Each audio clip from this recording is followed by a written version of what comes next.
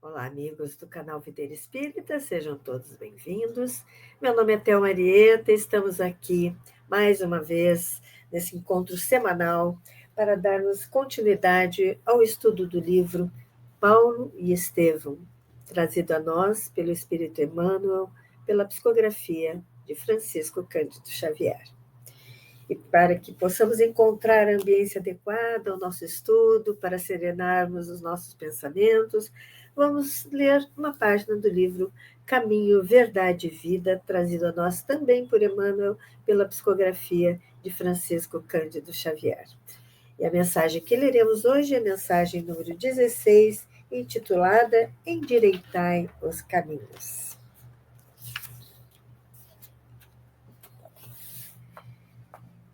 O versículo trazido a nós por Emmanuel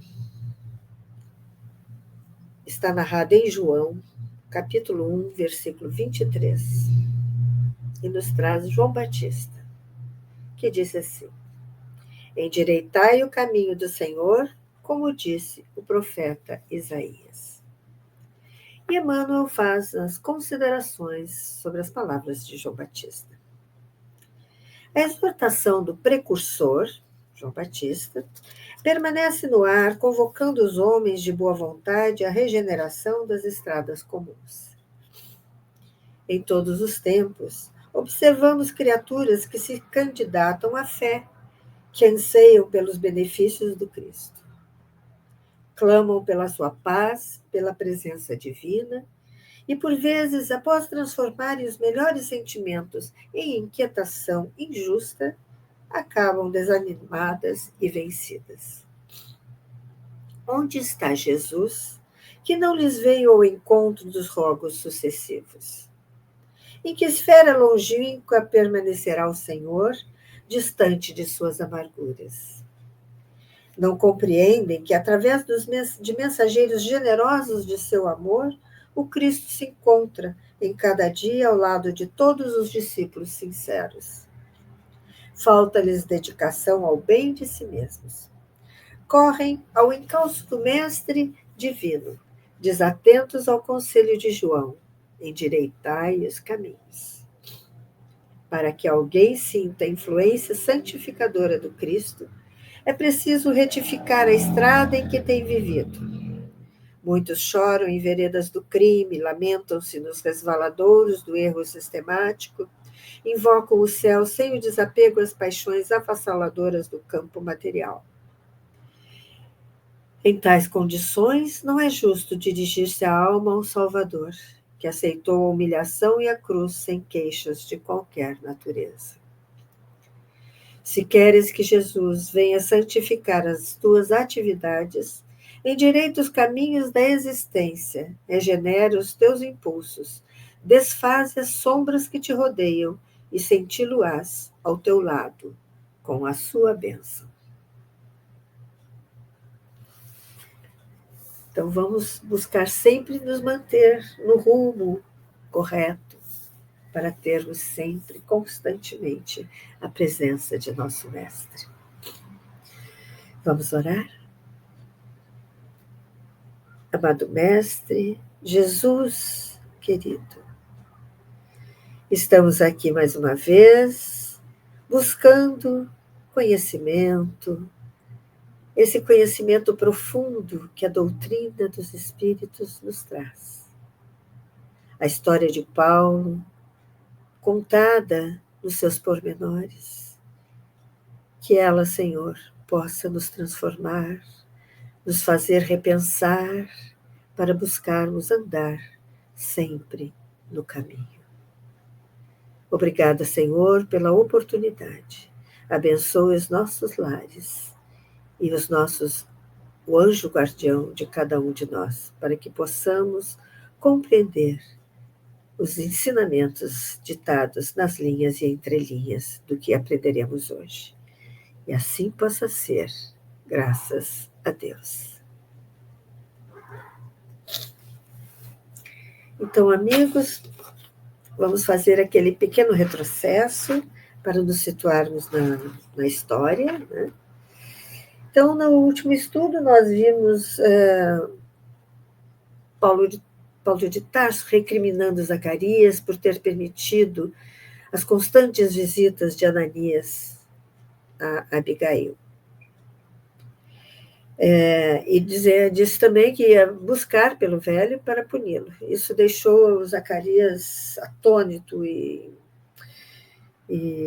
incrédulo, né? Porque, afinal, a presença daquele velho, Ananias, era o que trazia conforto e alegria para Abigail nos seus últimos dias. Depois disso, então, Saulo consegue saber onde está Ananias ao torturar cruelmente um jovem prisioneiro e que conta que ele está em Damasco. Então, após isso, ele convence a todos da necessidade de ir pessoalmente a Damasco combater os adeptos do caminho. Segue em caravana com três companheiros, né? 3 soldados. No caminho, no deserto, ele reflete profundamente, ele entra num estado de profunda busca interior. Né? E ele começa a questionar, se vê na infância e questiona todos sobre a sua vida, né? E busca e entende que ele nunca encontrou aquela serenidade, aquela paz que ele buscou a vida inteira e que viu em Estevão, viu em Abigail, e viu nos adeptos do caminho, todos nos seus momentos mais difíceis. Estavam ali serenos, pacíficos. Ele queria aquilo para si, mas nunca encontrou. Né? E ele trazia esses pensamentos profundos, né? E quando ele seguia nesse monólogo intenso, absorvido, né, nesses pensamentos, tentando compreender tudo aquilo da sua vida, né, foi então que, de repente, viu uma forte luz e não conseguiu ver seus companheiros, ficou atordoado, chamou por eles, né, caiu na areia quente, perdeu o equilíbrio, caiu do camelo na areia quente e não conseguia vê-los, e chamava em vão por eles. E, de repente, foi então que ele viu um ser luminoso, que era Jesus. E depois de um breve diálogo, breve e intenso diálogo, ele se convenceu da verdade que Estevão e Abigail tentaram mostrar a ele. Sentiu-se envergonhado, completamente convencido de que Jesus era o Messias. Os companheiros de viagem o viram chorar profundamente, copiosamente, né? E Saulo estava diante de uma realidade incontestável. E diante do mestre perguntou: Senhor, que quereis que eu faça? E foi nessa etapa da história que paramos, a página 180, para quem tem essa versão, essa edição do romance, página 180. E vamos iniciar no segundo parágrafo.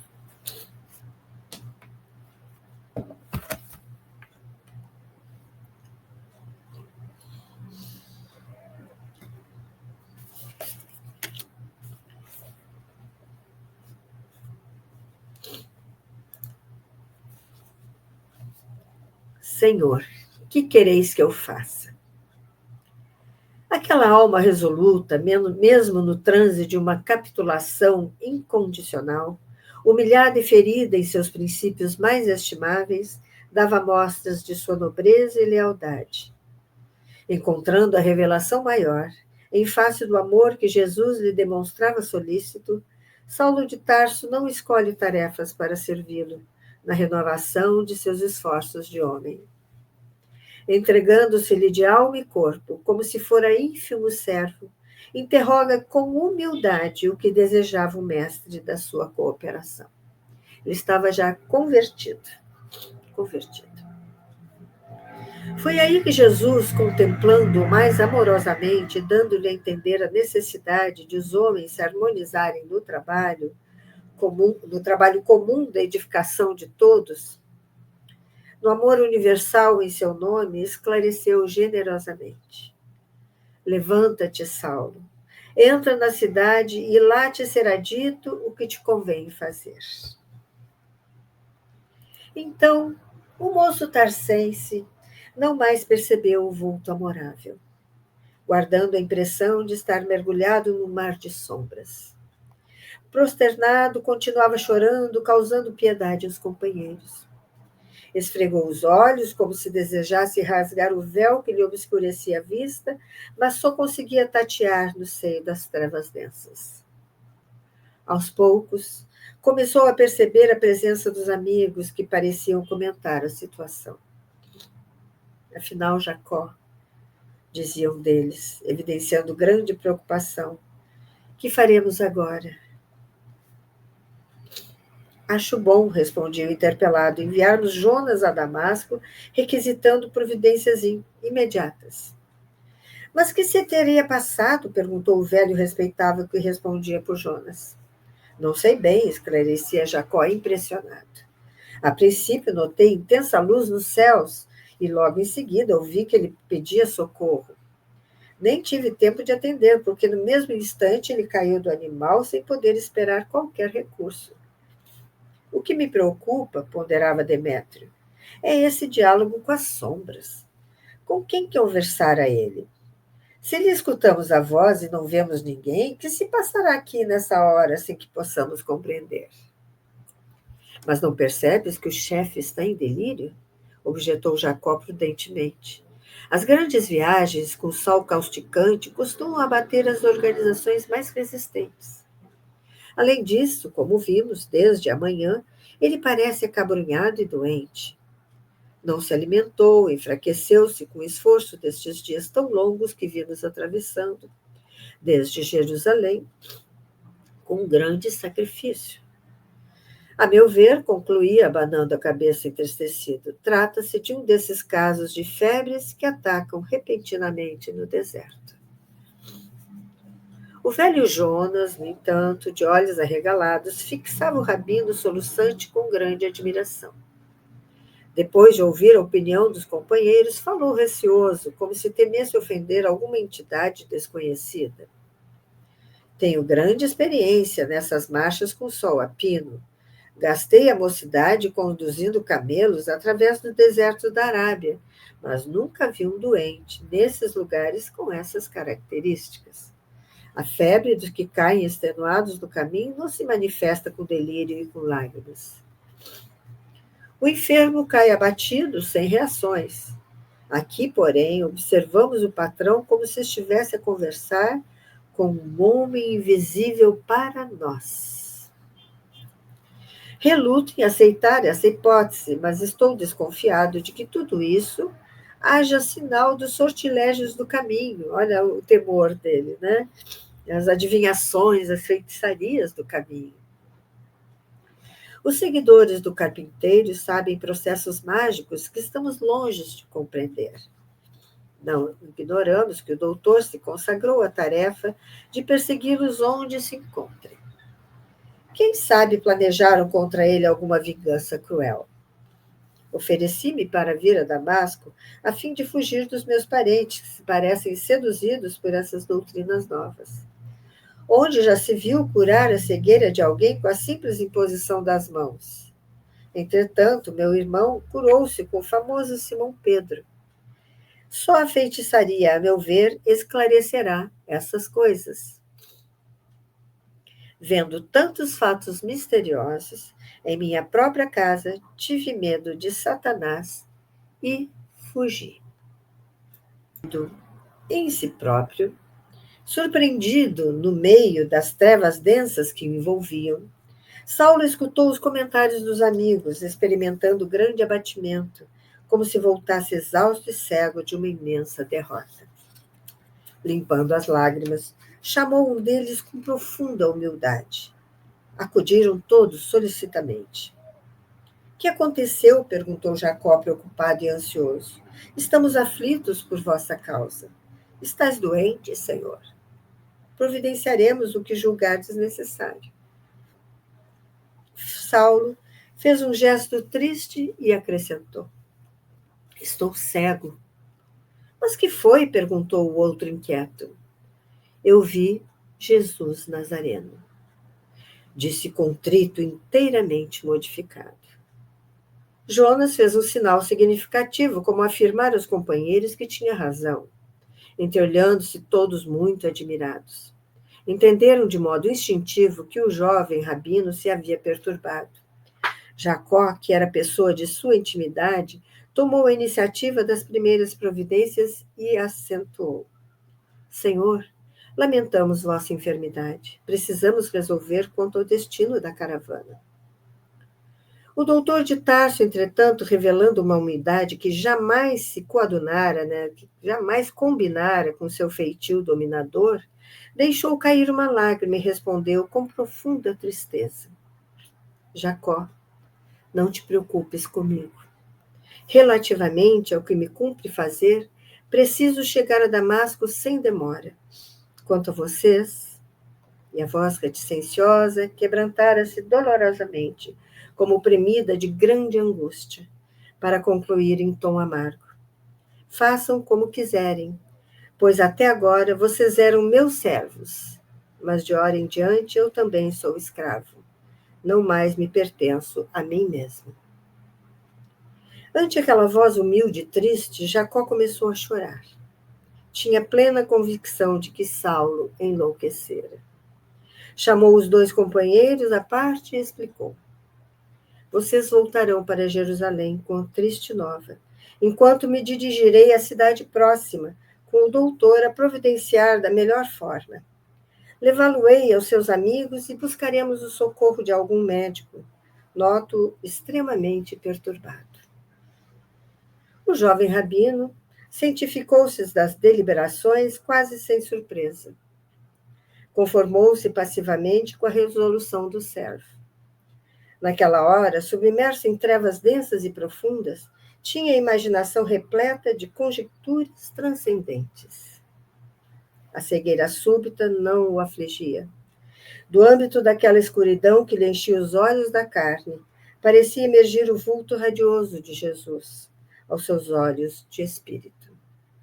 Era justo que cessassem as suas percepções visuais, a fim de conservar para sempre a lembrança do glorioso minuto de sua transformação para uma vida mais sublime. Saulo recebeu as observações de Jacó com a humildade de uma criança. Sem uma queixa, sem resistência, ouvia o trotar da caravana que regressava, enquanto o velho servidor lhe oferecia o braço amigo, tomado de infinitos receios. Com o pranto a escorrer dos olhos, inexpressivos, como perdidos em alguma visão indevassável no vácuo, o orgulhoso doutor de Tarso, guiado por Jacó, seguiu a pé, sob o sol ardente das primeiras horas da tarde. Comovido pelas bênçãos que recebera das esferas mais elevadas da vida, Saulo chorava como nunca. Estava cego e separado dos seus. Dolorosas angústias represavam-lhe no coração opresso, mas a visão do Cristo redivivo, sua palavra inesquecível, sua expressão de amor lhe estavam presentes na alma transformada. Jesus era o Senhor, inacessível à morte. Ele orientaria os seus passos no caminho, dar-lhe-ia novas ordens, secaria as chagas da vaidade e do orgulho que lhe corroíam o coração. Sobretudo, conceder-lhe-ia forças para reparar os erros dos seus dias de ilusão. Então, aqui nós vemos um Saulo já, ele teve consciência de seus enganos, se arrependeu e agora vai buscar reparar. É este o caminho. Conhecimento, convicção dos seus erros, dos seus enganos, e culminando com a reparação. Vem o arrependimento e depois a reparação. Impressionado e triste, Jacó guiava o chefe amigo, perguntando a si próprio a razão daquele pranto incessante e silencioso. Envolvido na sombra da cegueira temporária, Saulo não percebeu que os mantos espessos do crepúsculo abraçavam a natureza. Nuvens escuras precipitavam a queda da noite, enquanto ventos sufocantes sopravam da imensa planície. Dificilmente acompanhava as passadas de Jacó, que desejava apressar a marcha, receoso da chuva. Coração resoluto e enérgico, não reparava os obstáculos que se antepunham à sua jornada dolorosa. Faltava-lhe a visão, necessitava de um guia, mas Jesus recomendara que entrasse na cidade, onde lhe seria dito o que tinha a fazer. Era preciso obedecer ao Salvador, que o honrara com as supremas revelações da vida. A passos indecisos, ferindo os pés em cada movimento inseguro, caminharia de qualquer modo para executar as ordens divinas. Era indispensável, olha só, indispensável não observar as dificuldades. Era imprescindível não esquecer os fins. Vamos repetir? Era indispensável não observar as dificuldades. Era imprescindível não esquecer os fins. Que importava o olhar em trevas? O regresso da caravana a Jerusalém, a penosa caminhada em demanda de Damasco, a falsa suposição dos companheiros a respeito da inolvidável ocorrência, da inesquecível ocorrência, a perda dos títulos honoríficos, o repúdio dos sacerdotes a seus amigos, a incompreensão do mundo inteiro diante do fato culminante do seu destino. Saulo de Tarso, com uma profunda sinceridade que lhe caracterizava as mínimas ações, só queria saber que Deus havia mudado de resolução a seu respeito, ser-lhe-ia fiel até o fim. Quando as sombras crepusculares se faziam mais densas, 2 homens, desconhecidos, entravam nos subúrbios da cidade. Embora a ventania afastasse as nuvens tempestuosas na direção do deserto, grossos pingos de chuva caíam aqui e ali, sobre a poeira ardente das ruas. As janelas das casas residenciais fechavam-se com estrépito, com muito barulho, né? Damasco podia recordar o jovem tarsense, formoso e triunfador. Conhecia-o nas suas festas mais brilhantes, costumava aplaudi-lo nas sinagogas. Mas, vendo passar na via pública aqueles 2 homens cansados e tristes, jamais poderia identificá-lo naquele rapaz que caminhava cambaleante, de olhos mortos. E aqui terminamos a primeira parte do romance. A transformação de Saulo.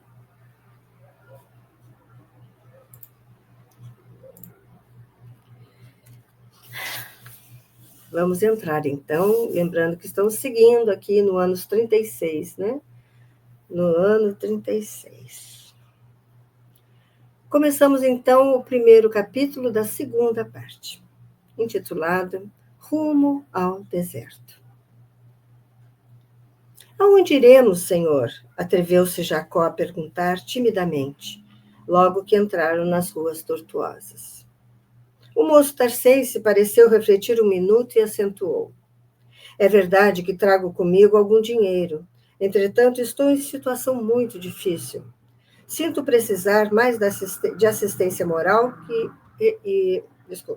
Sinto precisar mais de assistência moral que de repouso físico. Tenho necessidade de alguém que me ajude a compreender o que se passou. Sabes onde reside Sadoc? Sadoc, lembram? O amigo de infância de Saulo, né? Sei, respondeu o servo compungido, né, enternecido, já até pesaroso. Leva-me até lá. Depois de me avistar com algum amigo, pensarei em alguma estalagem. Não se passou muito tempo e eles à porta de um edifício de singular e soberba aparência. Muralhas bem delineadas cercavam um extenso átrio adornado de flores e arbustos. Descansando junto ao portão da entrada, Saulo recomendou ao companheiro: Não convém que me aproxime assim, sem aviso. Jamais visitei Sadoc nessas condições. Entra no átrio, chama-o e conta-lhe o que se passou comigo. Esperarei aqui, mesmo porque não posso dar um passo. O servo obedeceu prontamente. O banco de repouso distava alguns passos do largo portão de acesso. Mas ficando só, ansioso de ouvir um amigo que o compreendesse, Saulo identificou o muro tateando-o. Vacilante e trêmulo, arrastou-se dificilmente e atingiu a entrada, ali permanecendo. Quer dizer, ele se aproximou. Ainda não podia ser visto, mas ficou mais próximo. Acudindo ao chamado, Sadoc procurou saber o motivo da visita inesperada. Jacó explicou com humildade, explicou com humildade que vinha de Jerusalém, acompanhando o doutor da lei, e desfiou os mínimos incidentes da viagem e os fins colimados. Mas quando se referiu ao episódio principal, né, vista de Jesus, Sadoc arregalou os olhos, estupidificado, espantado. Custava-lhe acreditar no que ouvia, mas não podia duvidar da sinceridade do narrador, que por sua vez mal encobria o próprio assombro. O homem falou então do mísero estado do chefe, da sua cegueira, das lágrimas copiosas que vertia. Saulo a chorar. O amigo de Damasco recebia as estranhas notícias com imensa surpresa, sintetizando as primeiras impressões e uma resposta desconcertante para Jacó. O que me conta é quase inverossímil. Entretanto, em tais circunstâncias, torna-se impossível acolhê-los aqui.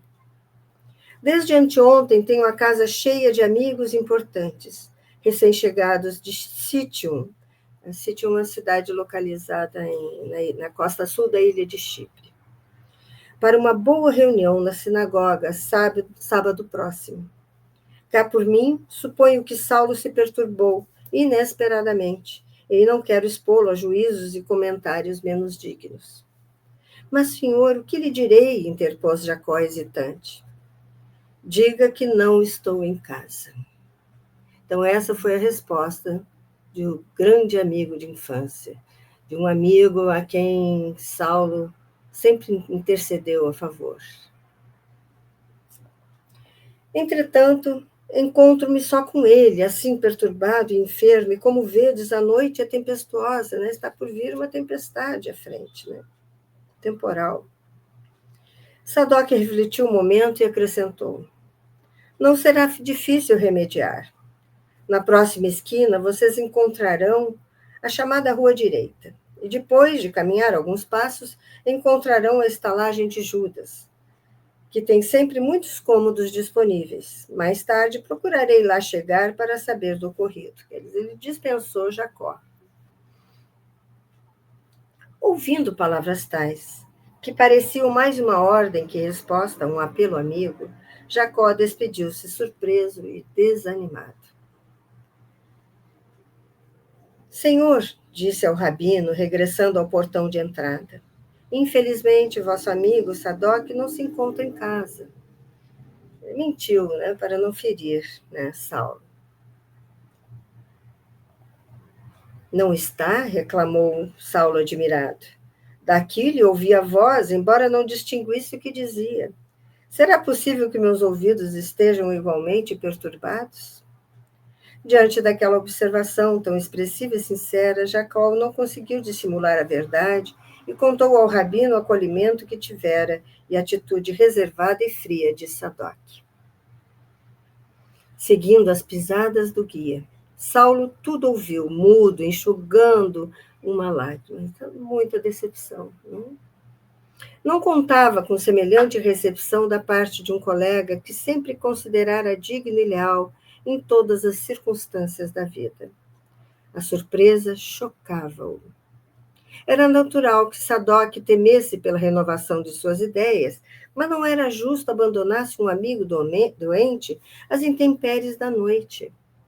No entanto, no rebojar de mágoas, né, afinal ele era um amigo, né, que começavam a entumecer-lhe o coração, recordou repentinamente a visão de Jesus e refletiu que efetivamente possuía agora experiências que o outro não pudera conhecer, chegando à conclusão de que talvez fizesse o mesmo se os papéis estivessem invertidos.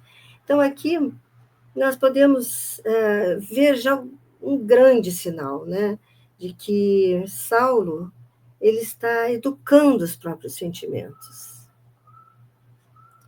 Então, para desfazer dessa mágoa, né, dessa mágoa, ele refletiu e recordou a visão de Jesus e viu que, no lugar dele, talvez o Saulo anterior, né, de poucas horas atrás, fizesse o mesmo, se os papéis fossem invertidos, se ele estivesse na posição de Sadoc.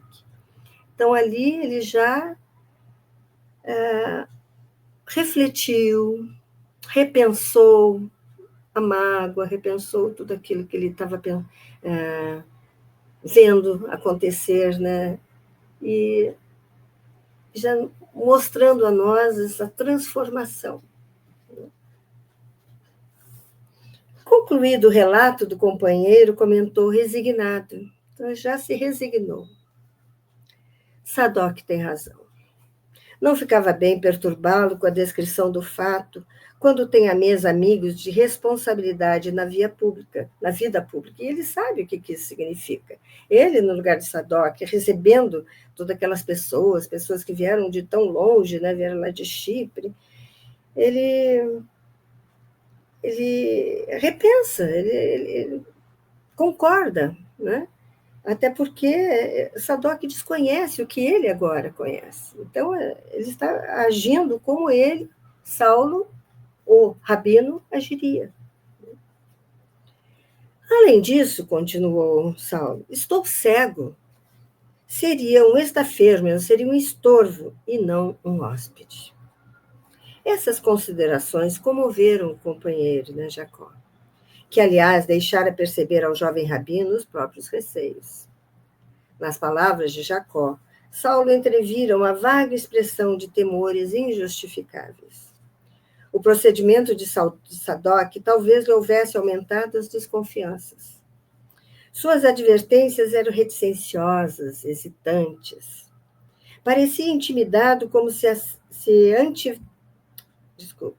Parecia intimidado como se antevisse ameaças à sua tranquilidade pessoal. Nos conceitos mais simples, evidenciava o medo de ser acusado como portador de alguma expressão do caminho. Na sua amplitude do senso psicológico, o moço tarcense tudo compreendia. Fora verdade que ele, Saulo, representava o chefe supremo da campanha demolidora, mas de hora em diante consagraria a vida a Jesus, assim comprometendo a quantos deles se aproximassem direta e ostensivamente. Sua transformação provocaria muitos protestos no ambiente farisaico. Pressentiu nas indecisões do guia o receio de ser acusado de algum sortilégio ou bruxedo, né, de alguma bruxaria. Com efeito, depois de convenientemente instalados na modesta estalagem de Judas, o companheiro falou-lhe preocupado. Senhor, pesa-me alegar minhas conveniências, mas, consoante os projetos feitos, preciso regressar a Jerusalém, onde me esperam 2 filhos, a fim de nos fixarmos em Cesareia. Perfeitamente, respondeu Saulo, respeitando-lhe os escrúpulos. Poderás partir ao amanhecer. Aquela voz, anti-agressiva e autoritária, tornara-se agora compassiva e meiga, tocando o coração do servo nas suas fibras mais sensíveis. Entretanto, Senhor, estou hesitando, disse o velho, já picado de remorso. Estais cego, necessitais de auxílio para recobrar a vista e sinto sinceramente deixar-vos ao abandono. Não te preocupes por minha causa, exclamou o doutor da lei resignado. Quem te disse que ficarei abandonado? Estou convicto de que meus olhos estarão curados muito em breve. Aliás, continuou Saulo, como a confortar-se a si mesmo, Jesus mandou-me entrar na cidade, a fim de saber o que me convinha. Certo, não me deixará ignorando o que devo fazer.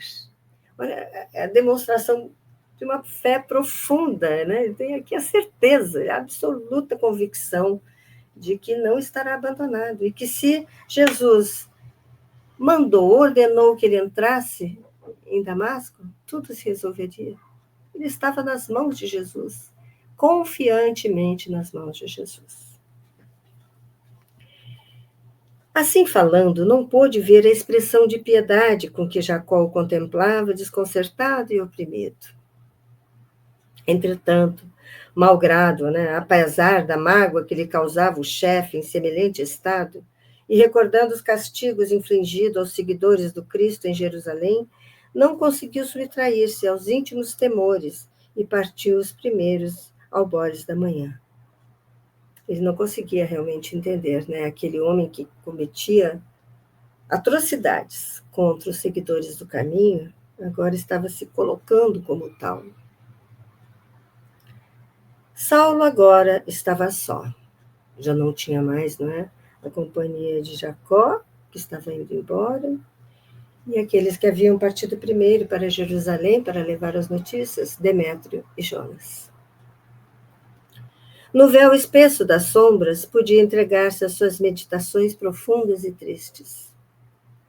A bolsa farta e franca assegurou-lhe a solicitude do estalajadeiro, que de quando em quando vinha saber de suas necessidades, mas em vão o hóspede foi convidado a repastos e diversões, porque nada o demovia do seu taciturno isolamento, do seu isolamento calado, do seu isolamento triste. Ele estava realmente como queria permanecer, nada o demovia do seu isolamento.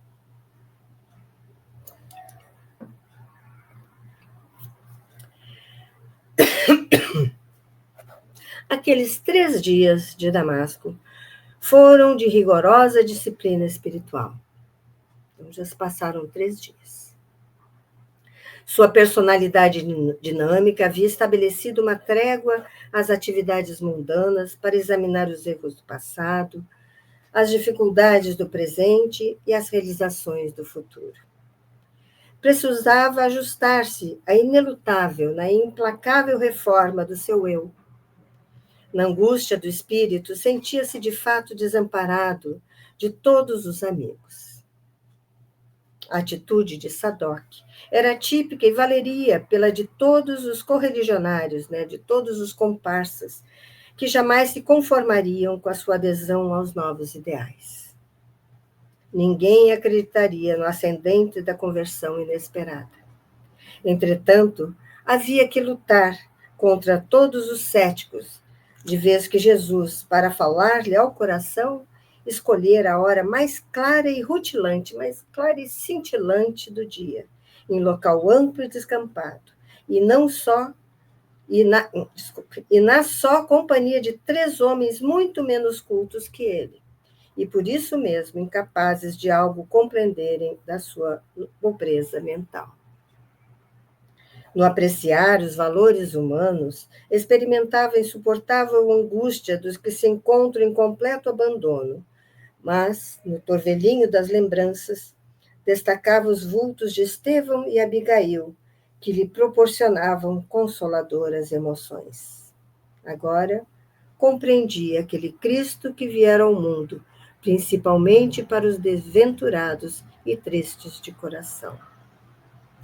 Então, nós estamos aqui diante de um Saulo que está num isolamento há 3 dias, sem enxergar, sem comer, sem beber.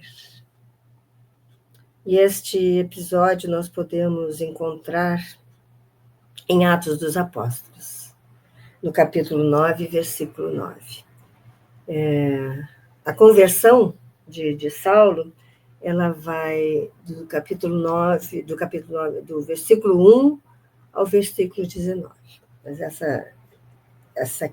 essa informação de que ele ficou sem comer, sem beber, né, sem enxergar, durante 3 dias, está no versículo 9. Acho que vale a leitura dessa conversão de Saulo. É muito nos ajuda a compreender o que Emmanuel está nos trazendo aqui, com mais profundidade. Antes, revoltava-se contra o Messias Nazareno, em cuja ação presumia tal ou qual incompreensível volúpia de sofrimento. Era um incompreensível prazer que aqueles que eram levados ao martírio, eles sentiam no sofrimento.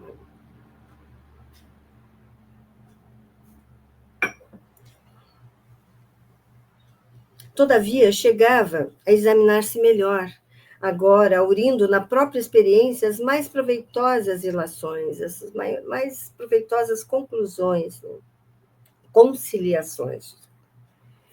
Não obstante os títulos do Sinédrio, as responsabilidades públicas, o renome que o faziam admirado em toda parte, que era ele, senão necessitado da proteção divina?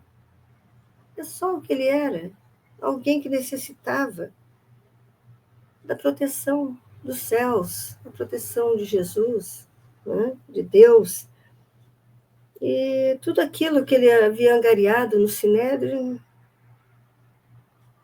já não lhe traziam nenhum proveito, né? E essa experiência dele na cegueira, né, o trouxe essas profundas reflexões. Então, essa cegueira foi importante para que ele ficasse literalmente somente consigo.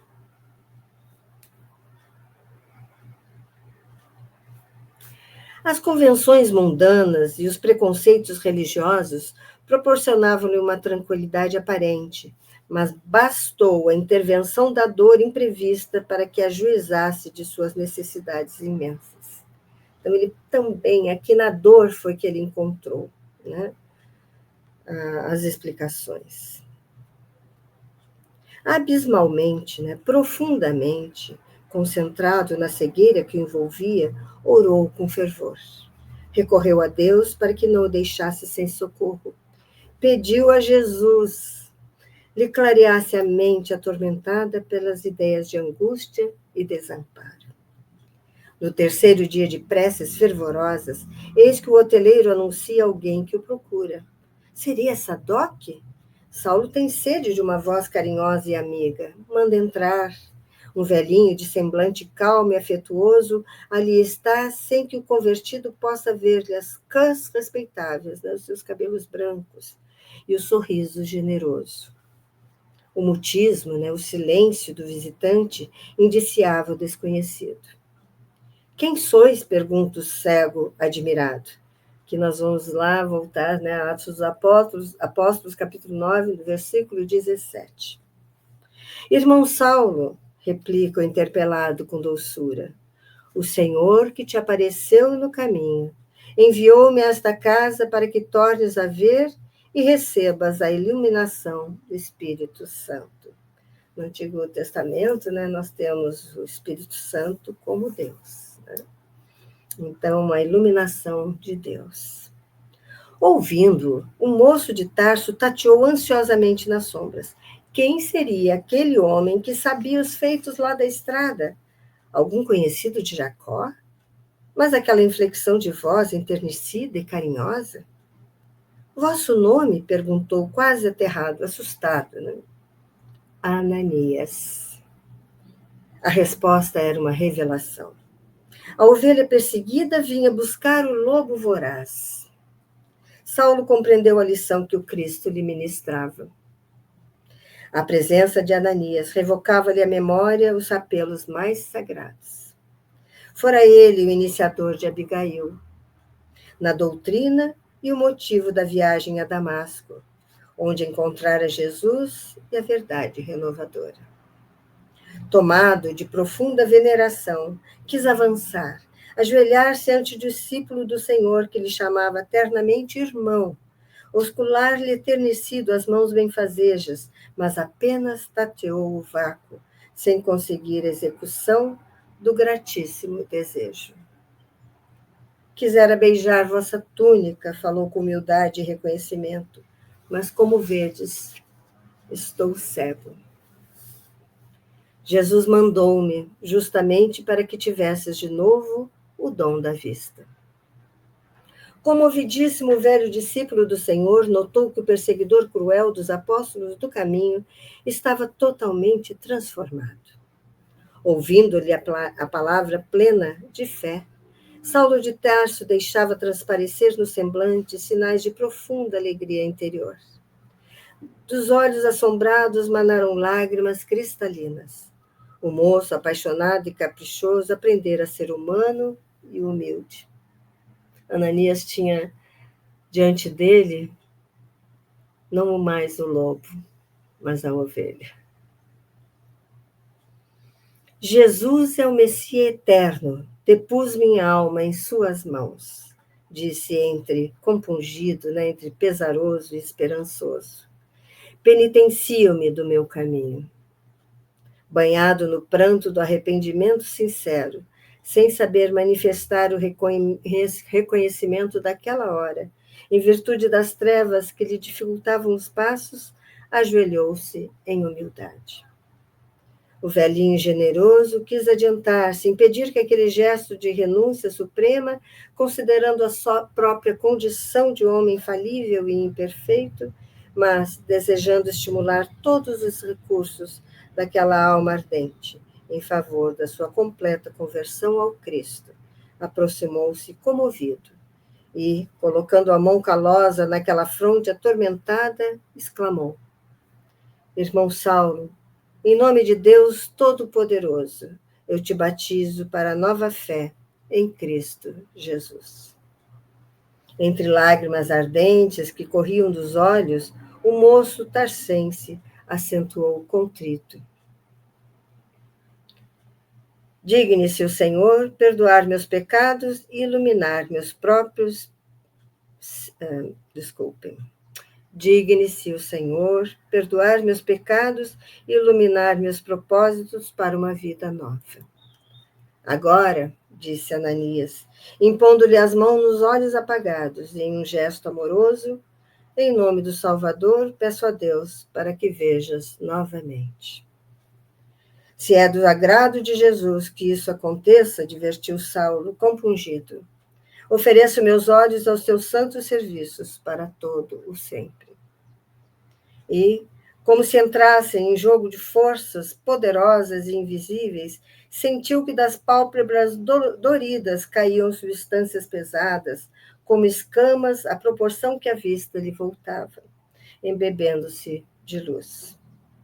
Através da janela aberta, viu o céu claro de Damasco, experimentando indefinível ventura naquele oceano de claridades deslumbrantes. A aragem da manhã, a brisa da manhã, como o perfume do sol, vinha banhar-lhe a fronte, traduzindo para o seu coração uma bênção de Deus. Vejo, agora vejo, glória ao Redentor de minha alma, exclamava, estendendo os braços e um transporte de gratidão e amor. Ananias também não se conteve mais. Em face daquela prova inaudita da misericórdia de Jesus, o velho discípulo do Evangelho abraçou-se ao jovem de Tarso, a chorar de reconhecimento a Deus pelos favores recebidos. Trêmulo de alegria, levantou-o em seus braços generosos, amparando-lhe a alma surpreendida e perturbada de júbilo. Irmão Saulo, disse ansioso, pressuroso, este é o nosso grande dia. Abracemo-nos na memória sacrossanta do Mestre que nos irmanou em seu grande amor. O convertido de Damasco não disse palavra. As lágrimas de gratidão sufocavam-no. Abraçando seu antigo pregador em um gesto expressivo e mudo, fê-lo como se houvesse encontrado o pai dedicado e amoroso da sua nova existência. Por momentos ficaram mudos, maravilhados com a intervenção divina, como dois irmãos muito queridos que se houvessem reconciliado sob as vistas de Deus. Saulo sentia-se agora fortalecido e ágil. Em um minuto pareceu reaver todas as energias de sua vida. Voltando a si do contentamento divino que o felicitava, tomou a mão do velho discípulo e beijou-a com veneração. Ananias tinha os olhos rasos de pranto. Ele próprio não podia prever as alegrias infinitas que o esperavam na pensão singela da rua direita. Ressuscitastes-me para Jesus, exclamou jubiloso. Serei dele eternamente. Sua misericórdia suprirá minhas fraquezas, compadecer-se-á de minhas feridas, enviará auxílios à miséria de minha alma pecadora para que a lama do meu espírito se converta em ouro do seu amor. Sim, somos do Cristo, ajuntou o generoso velhinho com a alegria a transbordar dos olhos. E, como se houvesse de súbito transformado em um menino ávido de ensinamentos, Saulo de Tarso, sentando-se junto do benfeitor amigo, rogou-lhe todos os informes a respeito do Cristo, dos seus postulados e atos imorredouros. Ananias contou-lhe tudo quanto sabia de Jesus, por intermédio dos apóstolos, depois da crucificação a que ele também assistira em Jerusalém, na tarde trágica do Calvário. Esclareceu que era sapateiro em Emaús e tinha ido à Cidade Santa para as comemorações do templo, tendo acompanhado o drama pungente nas ruas regurgitantes de povo. Falou da compaixão que lhe causara o Messias, coroado de espinhos e apupado, vaiado, zombado, pela turba furiosa e inconsciente. Profunda a emoção ao descrever a marcha penosa com a cruz, protegido por soldados impiedosos da fúria popular que vociferava o crime hediondo. Curioso pelo desenrolar dos acontecimentos, seguira o condenado até o monte. Da cruz do martírio, Jesus lançara-lhe um olhar inesquecível. Para o seu espírito, aquele olhar traduzia um chamamento sagrado que lhe era indispensável compreender. Profundamente impressionado, a tudo assistiu até o fim. Daí a 3 dias, ainda sob o peso daquelas angustiosas impressões, eis que lhe chega a nova alvissareira, a nova boa notícia, de que Cristo havia ressuscitado dos mortos para a glória eterna do Todo-Poderoso. Seus discípulos estavam ébrios, embriagados de ventura. Então, procurou Simão Pedro para conhecer melhor a personalidade do Salvador. Tão sublime a narrativa, tão elevados os ensinamentos, tão profunda a revelação que lhe aclarava o espírito, que aceitou o evangelho sem mais hesitação. Desejoso de compartilhar o trabalho que Jesus legara aos que lhe pertenciam, regressou a Emaús, dispôs dos bens materiais que possuía e esperou os apóstolos galileus em Jerusalém, onde se associou a Pedro nas primeiras atividades da Igreja do Caminho.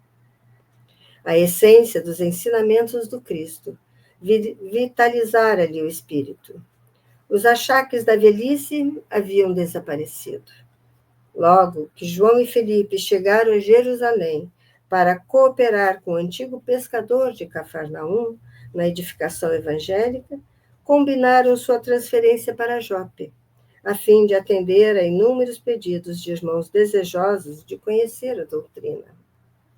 Ali estivera até que as perseguições intensificadas com a morte de Estevão obrigaram-no a retirar-se. Saulo bebia-lhe as palavras com singular enlevo. como quem franqueava um mundo novo. As referências às perseguições avivavam os remorsos acerbos, os remorsos terríveis. Né? Em compensação, a alma estava repleta de votos sinceros, promissores de uma vida nova. É verdade, dizia enquanto o narrador fazia longa pausa. Vim a Damasco com a outorga do templo para vos levar preso a Jerusalém. Mas fostes vós que chegastes com a outorga de Jesus, e a ele me jungistes, me unistes para sempre. Se vos algemasse, na minha ignorância, levar-vos-ia ao tormento e à morte. Salvando-me do pecado, transformaste-me em escravo voluntário e feliz. Coisa linda, né? Coisa linda esse reconhecimento, essa capacidade de expor o seu lado sombra, né? A proposta que ele tinha em relação àquele que acabara de, através de Jesus, curá-lo. Ananias sorriu, sumamente satisfeito. Saulo pediu-lhe então falasse de Estevão, no que foi atendido com solicitude. Em seguida, pediu informes de sua viagem de Jope a Jerusalém. Com muita prudência, desejava do benfeitor qualquer alusão a Abigail. Formulando o pedido, fê-lo com tal inflexão carinhosa que o velho discípulo, adivinhando-lhe o intuito, falou com brandura. Não precisarás confessar teus anseios de moço. Leio em teus olhos o que principalmente desejas. Entre Jope e Jerusalém, descansei muito tempo na vizinhança de um compatrício que, apesar de fariseu, nunca privou os empregados de receberem as sagradas alegrias da Boa Nova. Esse homem, Zacarias, tinha sob seu teto um verdadeiro anjo do céu. Era a jovem Abigail, que depois de receber o batismo de minhas mãos, confessou que te amava muito. Falava do teu amor com ternura ardente e muitas vezes me convidou a orar pela tua conversão a Jesus Cristo. Saulo ouvia emocionado e, após ligeiro intervalo em que o amoroso velhinho parecia meditar, voltou a dizer, como se falasse consigo. Sim, se ela ainda vivesse. Ananias recebeu a observação sem surpresa e acentuou. Desde que se aproximou de mim, notei que Abigail não ficaria muito tempo na terra. Suas cores esmaecidas, o brilho intenso dos olhos, falavam-me da sua condição de anjo exilado. Mas devemos crer que ela viva no plano imortal. E quem sabe, talvez suas rogativas aos pés de Jesus hajam contribuído para que o Mestre te convocasse à luz do Evangelho às portas de Damasco. O velho discípulo do caminho estava comovido. Recebendo aquelas carinhosas evocações, Saulo chorava. Compreendia assim que Abigail não poderia estar morta. A visão de Jesus redivivo bastava para dissipar-lhe todas as dúvidas. Certamente, a escolhida de sua alma apiedara de suas misérias. Rogar ao Salvador, com insistência, lhe socorresse o espírito mesquinho, e, por venturosa coincidência, o mesmo Ananias que lhe havia preparado o coração para as bênçãos do céu, estendera-lhe igualmente as mãos amigas, cheias de caridade e perdão. Agora pertenceria para sempre àquele Cristo, amoroso e justo, que era o Messias prometido. Nas emoções extremas que lhe caracterizavam os sentimentos, passou a considerar o poder do Evangelho, examinando seus ilimitados recursos transformadores. Queria mergulhar o espírito nas suas lições iluminadas e sublimes, banhar-se naquele rio de vida, cujas águas do amor de Jesus fecundavam os corações mais áridos e desertos. Aquela meditação profunda empolgava-lhe agora a alma toda. E aqui, meus queridos amigos, vamos fazer a nossa pausa, deixando o que segue para o próximo estudo.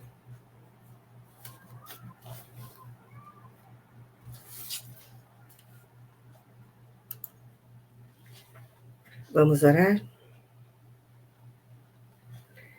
Amado Mestre Jesus, agradecemos, Senhor, tua presença e a de nosso anjo guardião neste momento de estudo.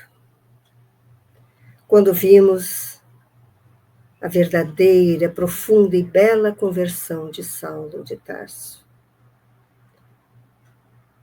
Que transformação, amado Mestre. Obrigada, Senhor, pela oportunidade de conhecer em detalhes este momento, de ver o carinho dedicado a Ananias, ver a bondade de Ananias para com ele. Obrigada, Senhor, por tocar nossos corações com esta belíssima descrição dos fatos. Se conosco, Senhor, nestes dias que nos separam do próximo encontro de estudo. Abençoe os nossos lares com a tua luz de amor e paz. Que assim possa ser. Graças a Deus.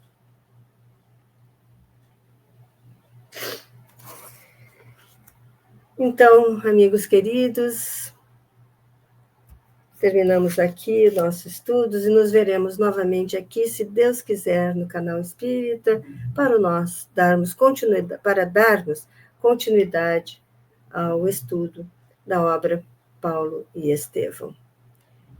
Que fiquem todos bem, em paz, que Jesus nos envolva. Até lá.